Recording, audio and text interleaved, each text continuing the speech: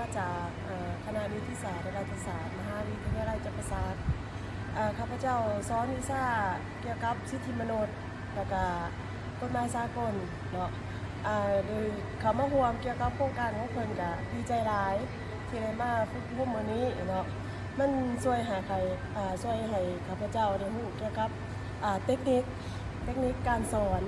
เกี่ยวกับวิชาสิทธิมนุษย์เนาะได้สามารถเอาเทคนิคดังกล่าวหันไปพันขยายในกับวิชาสอนในหลายขึ้นแล้วก็กว้างขวางขึ้นกว่าเก่าเนาะแล้วก็อันที่2ข้าพเจ้าได้รู้เกี่ยวกับว่าสิทธิมนุษย์เนาะมันได้กว้างขวางหลายที่สุดเช่นตัวอย่างว่าสิทธิมนุษย์เกี่ยวกับสิทธิมนุษย์กับการพัฒนาเนาะมันไปพร้อมๆกันเจ้าแล้วก็จะนำเอาประสบการณ์ตัวนี้ไปพันขยายในการเรียนการสอนให้มันดียิ่งขึ้นขอบใจโครงการนี้หลายๆเจ้าขอบใจ